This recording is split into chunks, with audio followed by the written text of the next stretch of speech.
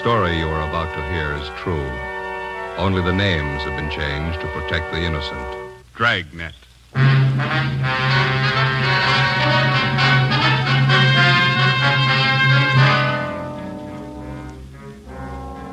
You're a detective sergeant. You're assigned to hit-and-run felony detail. A dead body is found in the streets in the early hours of the morning. There's only one clue, a set of skid marks on the pavement. Your job? Find the killer.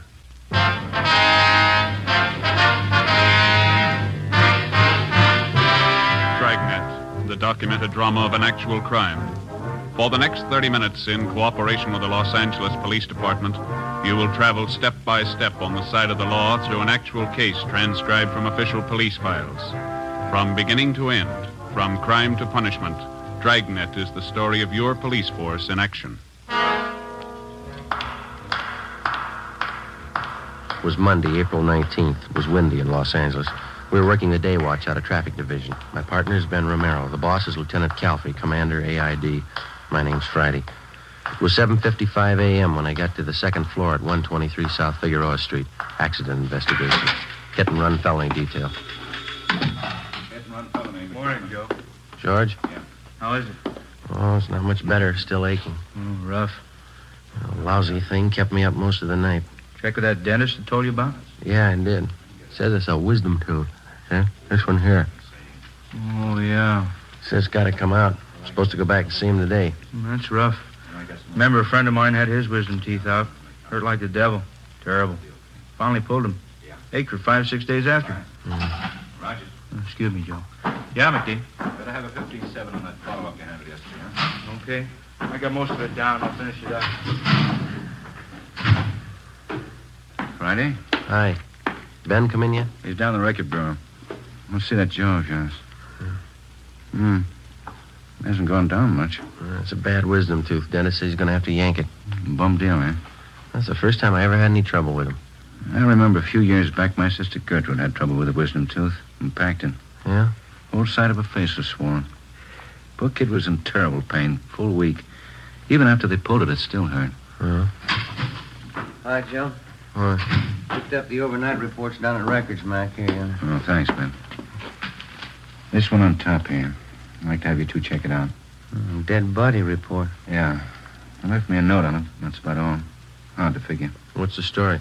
Just what you see in the report. The victims, Edward Raymond Stokes, 732 Delano Street, apartment 2. His body was found in the gutter near 63rd and Vermont, 3 o'clock this morning. No witnesses. Only one piece of evidence. Yeah, see, they got it listed here. Skid marks near the body. Is that all? That's it. Parent hit and run. Where's the body, man? Neighborhood mortuary out there, Emerald Hills Funeral Home. One of the deputy coroners handled the body. A fellow named Joe Larimore. Anybody claim it yet? No. Okay. Ben, you ready? Yeah, let's go. We'll check you later, man. Yeah. If you need any help, I've got McClendon and Rogers on hand. Right. How do we manage to draw all the choice ones? I don't know. Skid marks and a dead body. Yeah. Oh, say, I almost forgot. How's your jaw? Oh, it still hurts. Oh, it's tough. And it's still swollen. Mm-hmm. What did Dennis say? Wisdom tooth. Oh, it's miserable. Yeah. Wife had the same thing a couple of years back. Dennis tried to yank the tooth and it broke right in two. Finally got it out. That's good. Funny thing about wisdom teeth. What's that? After they pull them, hurts for 5-6 days.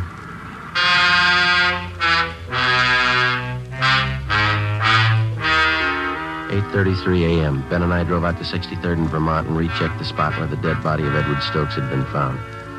According to the report, the body was found 2 feet west of the easterly curb and 32 north of 63rd Street on Vermont. We examined the skid marks. They showed definite signs of being a lot older than 24 hours. The consistency of the rubber was weak, and there were heavy dirt smudges over them, indicating more wear than they could have possibly had since the estimated time of the victim's death. We got back in the car and drove to the Emerald Hills Funeral Home at Vernon and Denver Avenue. Sure is rotten weather for April, huh? Yeah. These funeral homes, you ever notice it? What's that? Why do they always put awnings over the windows? They never open a drape. I don't know. Come on.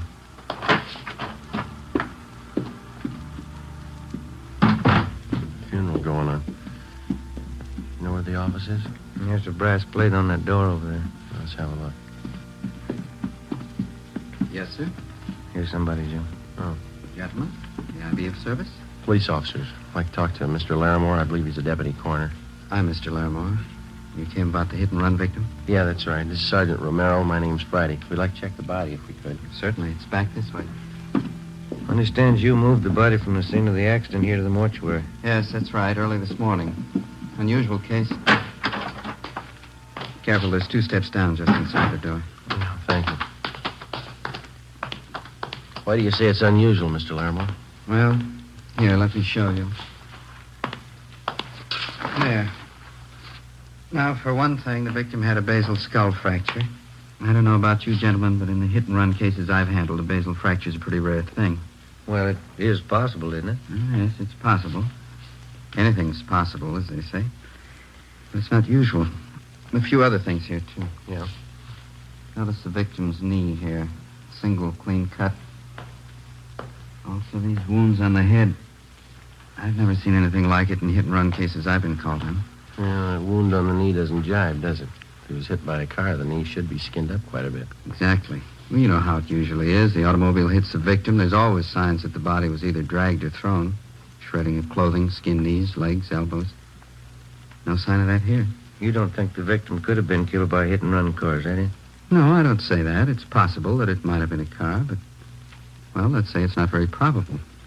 Has anybody at all inquired about the body, Mr. Larimore? No one, no. That's funny. Mr. Larimore, may I see you a minute, please? All right, Tom. Excuse me a moment. Yeah, sure.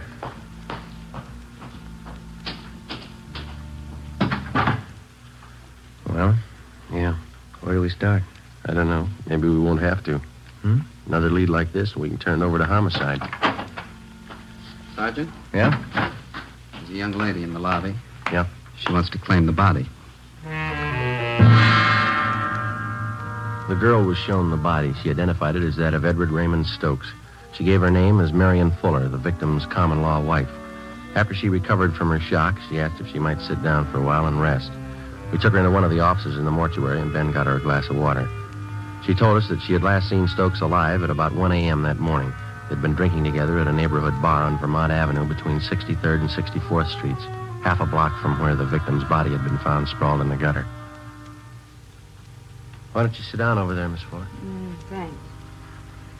How long did you know Edward Stokes, Miss Fuller? About 6 years.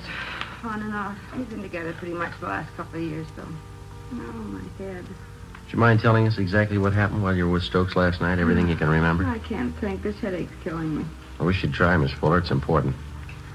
Well, Eddie and I had dinner together at the Spanish Oven, place down on South Fig. That was about 7:45. Then we drove out to the Brown Barrel in Vermont, the bar I told you about. Yeah. Eddie and I go there most of the time.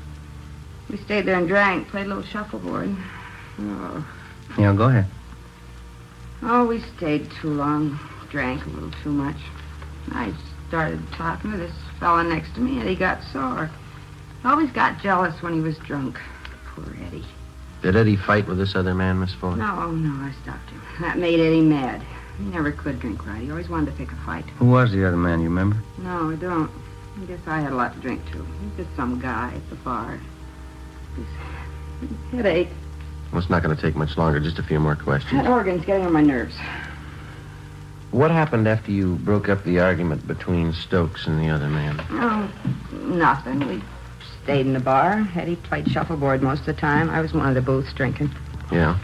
Around 1 o'clock, I started feeling sick, so I went outside and sat in the car. I guess I passed out there. In your car? No.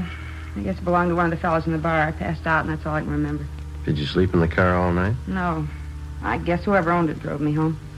Well, how'd they know where you lived? Must have been one of her friends. I don't know. I don't remember anything till this morning. They phoned me up and said Eddie was dead. Who phoned you, Miss Fuller? One of our friends. I don't remember. I had a rotten headache. Well, you can do better than that. I tell you, I don't remember. They phoned and told me Eddie was dead. Somebody ran Eddie down. All right. Where are we going? Downtown. We'll have a stenographer take your statement. Oh, I got a terrible hangover. I've never had one as bad as this. Neither is Eddie. Let's go.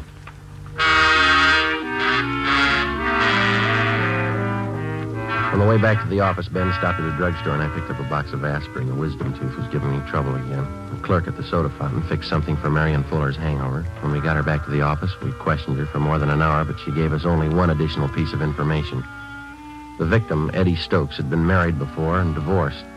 His ex-wife lived out in the valley with their 2 children, and on several occasions she came to see Stokes at the Vermont Avenue bar when he failed to make the monthly payments for the support of the children. Each time they'd argued bitterly. We had a police stenographer take the Fuller woman's statement, and then she was released. 10:45 a.m., Sergeants Rogers and McClendon were assigned to check out the Vermont Avenue bar where Stokes had last been seen alive. Ben and I drove out to the valley to the home of Catherine Stokes, the victim's former wife. She met us on the front porch. Inside, it sounded like one of the children was practicing the piano. We told her what had happened. Last week, I think it was. Yes, Thursday last week. Eddie hadn't sent any money for the kids' support for 3 months. I hated to chase after him like that. There wasn't anything else I could do. Where did you meet him, Miss Stokes? That bar he used to hang around. It's over on Vermont, called the Brown Barrel or something. Mm-hmm. Oh, wouldn't you like to come inside? Yes, thank you. Do you happen to know anybody by the name of Marion Fuller? Yes, Eddie mentioned her. It was a man seeing a woman like that. Do you know anything about her at all? No. Whenever I saw Eddie, he'd mention he was running around with her. Guess he wanted to make me jealous. Was your husband a pretty heavy drinker? Yes, he was. So I got the divorce. Eddie was such a fine boy when we got married. Good home. You didn't know any of the people he'd been running around with lately? No, just the Fuller woman, that's all. Can you think of anything at all that might possibly have a bearing on his death? No. Eddie was probably drinking, wandered in the street, and a car hit him. I don't know. Oh, there's the bakery man. I've got to get some bread and a few things. Excuse me? I think that's about all, don't you, Joe? Yeah. I'll tell you, I'll leave our card here, Miss Stokes, in case you want to contact us for any reason. All right. It was so wonderful when we were married, Eddie and I. My folks gave us this house as a wedding present. We got wonderful presents. Yeah. We had everything we wanted. A car, nice house, kids. It was wonderful till we started drinking. Then everything went. His job, everything. Started all of a sudden. I never knew why. Yes, ma'am. How do men get that way? How do they start? I don't know. We only see a part of it. Yeah? When they finish.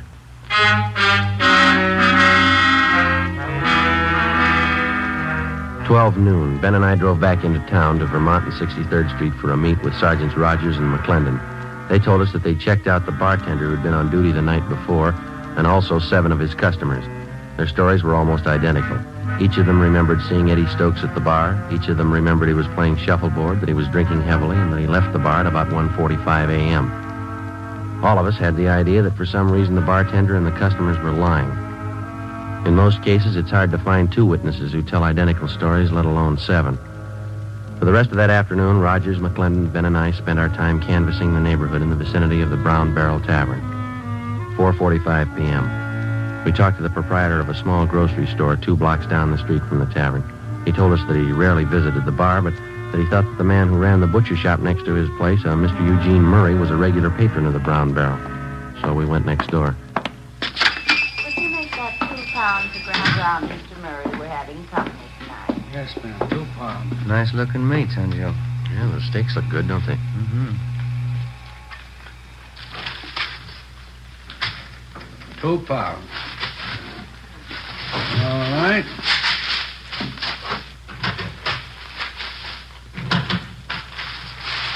Anything else now, Mrs. Gibney? Got some nice fresh kidneys today. No, George won't touch kidneys. That'll be all. You put it on the bill, won't you, Mr. Murray? Yes, ma'am. Thank you. You're welcome. Yes, sir, gentlemen. Can I help you? Police officers, Mr. Murray. I'd like to ask you a few questions. Oh, sure. Glad to help out if I can. Have you ever been in the Brown Barrel Tavern down the next block there? Brown Barrel? I go there all the time. Say, would you mind if I fix up an order while we're talking? The customer's going to pick it up in a couple of minutes. I don't like to keep him waiting. Sure, go ahead. I got to go to the ice spot. When's the last time you were in the Brown Barrel, Mr. Murray? Last night, wife and I went to the movies. One of them English pictures. Lousy picture. We dropped in at the barrel on the way home for a beer. About what time was that? Pretty close to 2. What's the matter?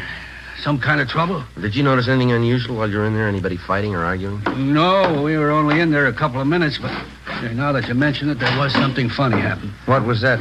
Well, the bartender, Carl, and a half dozen of the neighborhood gang were back in one of the booths talking together. They seemed kind of nervous, and none of them seemed to be having a good time. Yeah? The wife and I yelled hello at them, but they kind of gave us a go-by. Then this drunk came up to us. And he, say, officer, would you reach that knife for me? Which one? That one. Oh, yeah, here you are. Yeah, thanks. Go ahead. Yeah, well, this drunk came up to us and whispers to me, say, you better get out of here. There's been a fight. Hey, isn't that a beautiful piece of meat? Well, I didn't pay much attention to him. He was pretty drunk, could hardly understand him. I guess they have a lot of fights in there anyway. Is that all he told you? There'd been a fight? Yeah, that time. But he came back a couple of minutes later and whispered the same thing. You better get out. There's been a fight, he said. The wife and I just laughed at him. Mm-hmm. He said, I know all about it. A guy's been murdered.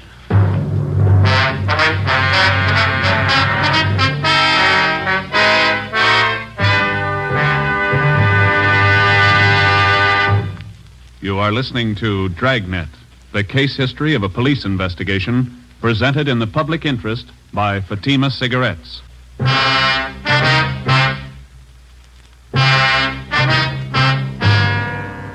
6 p.m. Ben and I went back to homicide to turn the case over to them. They asked us to handle the investigation for another day because they were short of men at the moment and because there was still a big doubt as to whether or not Eddie Stokes had really been murdered. Actually, the only solid lead we had was the second-hand testimony of a drunken witness, that and the deputy coroner's doubts that Stokes was actually the victim of a hit and run. Mr. Murray, the butcher, didn't know the name of the man who told him that there'd been a murder, and he could give us only a meager description. We brought Marion Fuller back in and re-questioned her. She stuck to her story. She didn't remember anything. She was released again. It looked like we were in for a long night. We went across the street for a bowl of soup and a sandwich, and when we got back, Ben called his wife and told her he'd be working late. I called my mother. Working late again? Oh, Joseph. How's your tooth feeling? Well, it's a little better, Ma. It's still pretty tender. I'm going to go to the dentist tomorrow. Yes, you've got to have that attended to right away. Bad teeth can poison your whole system. You be sure and see that dentist. Is he a good one? Yeah, he's okay. One of the fellas down there told me about him. I'll see you a little later, huh? Don't wait up. Yes. And you don't work too late, Joseph. You need your rest. Yeah, okay, Ma. Goodbye. All right, Joseph. Goodbye. Joe. Yeah? Just talked to that butcher's wife on the phone, Miss Murray. What'd she have to say? Ask her the same questions we asked Murray. She couldn't add much. Same story. Got something for you. Yeah, Matt? Rogers and McClendon just called in. They're still out at that bar. Yeah? Finally got somebody to talk a little. What'd they get? The bar boy out there. He says there was a fight happened about 1:30. Doesn't remember who was fighting. Not much help. Bar boy's name is Milner. He told Rogers he went outside about 20 minutes to 2 to put the garbage out. He saw the Fuller woman asleep in that car. You get the license number? No. Said there was a ticket on the windshield. Ben and I checked with the sergeant of the watch at 77th Street Division. He told us Unit 111 was assigned to the area where the brown barrel was located. In checking their worksheet, we found that Unit 111 had issued a hang-on citation the night before to a car parked near 6330 and 1/2 Vermont Avenue, the address of the Brown Barrel Tavern. We checked the license number through DMV and found that the car was registered to a William R. Huddy, 14 Naylor Street. We drove out to the Naylor Street address and talked to Huddy's wife. She told us he was playing in a shuffleboard tournament that night at a bar down on South Olive Street. 8:55 p.m., we checked in at the bar. Bartender. Oh, yes, sir. What'll it be? Do you know if there's a William Huddy in here? He's supposed to be playing a shuffleboard game here tonight. Oh, yeah, I know. He's with the Highland Park team. Yeah, let me see. Yeah, that's him up now. Out on the blue shirt. Thank you. Come on, Ben. That's it, Bill. Good weight. Make it another 3. That cleans him. Good one, Bill. Yeah, that's pretty close. Beat that one, Max. Excuse me? Yeah? Are you William Huddy? Yeah, that's right. Police officers. We'd like to talk to you a minute. Oh? What about? I'd like to ask you a few questions. You step over here a minute. Yeah, all right. Were you at the Brown Barrel Tavern out on Vermont last night? Yeah, I was. Why, what's the matter? You know Marion Fuller? Yeah, she hangs around the place. She goes with a guy named Eddie. Did you drive her home last night? Yeah, as a matter of fact, I did. She passed out in my car. She's a nice kid, but she drinks a lot. I drove her home. You mind telling us what happened at the bar last night when you were there? Well, I come in about 9 o'clock and I start playing shuffleboard with a couple of guys. This guy, Eddie Stokes, he's one of them. Yeah? Well, he got in a beef with a guy at the bar over Marion. It's nothing big, though.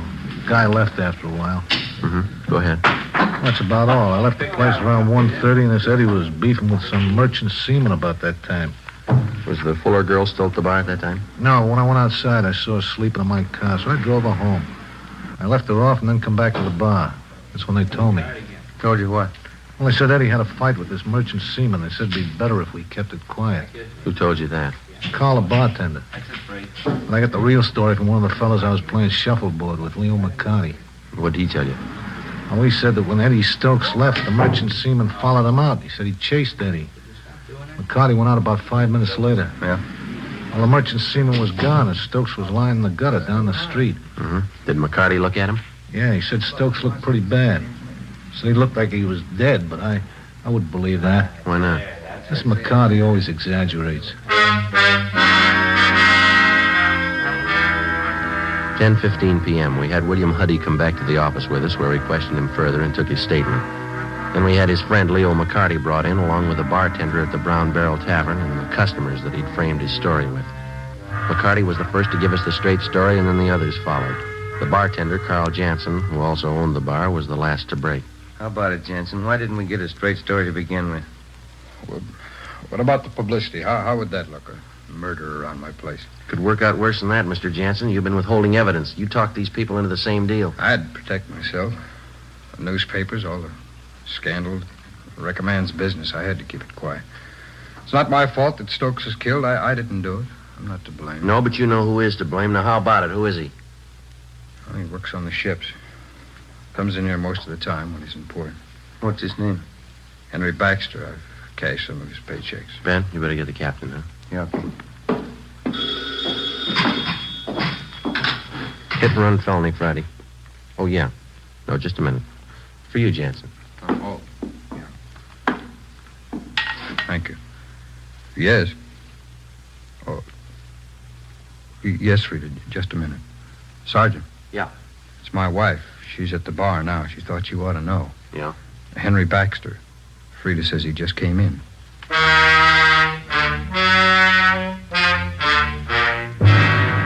I talked to Jansen's wife and told her to delay Baxter as long as possible without arousing his suspicions. 11:25 p.m. Ben and I and Mr. Jansen, along with Rogers and McClendon, drove out to the Brown Barrel Tavern on Vermont. When we got there, Baxter was gone. Mrs. Jansen told us he was pretty drunk by the time he left the bar.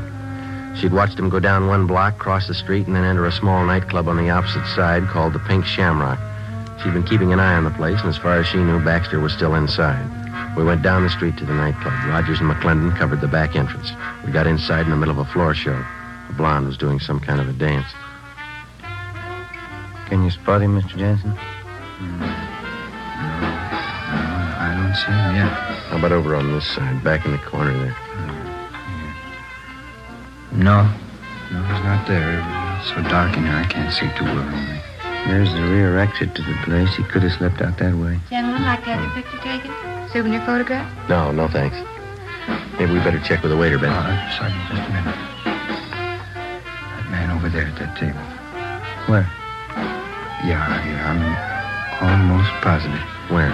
Right there, next to that pillar. He's just behind it, you see. Yeah, that's him. All right. Come on, Ben. You stay right here, Mr. Jansen. You bet. Waiter. Hey, waiter. Another Coke High. You waiter. Another Coke High. Your name Henry Baxter? Yeah, that's right. What? Police officers like to talk to you. Yeah? Well, down. Outside. Outside nothing. Can't see a show. Let's go outside. Come on, Baxter. Hey, wait a minute. What's the beef anyway? You know what the beef is. Sure, I know what the beef is. Come on, let's go. A lousy punk Eddie Stokes trying to give me a bad time. Now he knows what a bad time is. All right, Baxter, come on. Lousy punk Stokes. I showed him how it's done. You keep your voice down. I slugged him. Pounded his head on the curb. He was drunk. He never knew what happened. Come on, outside. Hey, everybody, I killed Eddie Stokes. I killed him!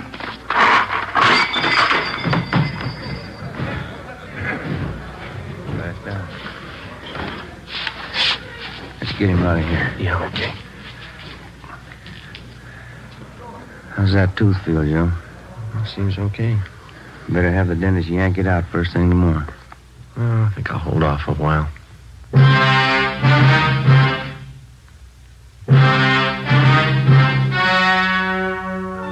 The story you have just heard was true. Only the names have been changed to protect the innocent. On July 30th, trial was held in Superior Court, Department 87, City and County of Los Angeles, State of California. In a moment, the results of that trial.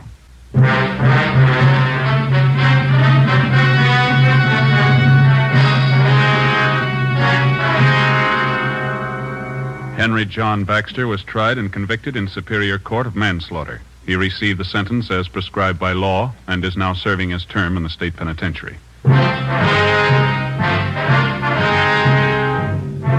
You have just heard Dragnet, a series of authentic cases from official files. Technical advice for Dragnet comes from the Office of Chief of Police W.A. Wharton, Los Angeles Police Department.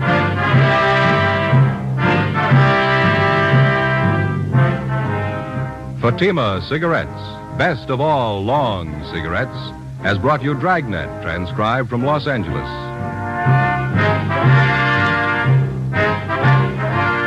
Sarah Berner stars in Sarah's Private Caper next on NBC.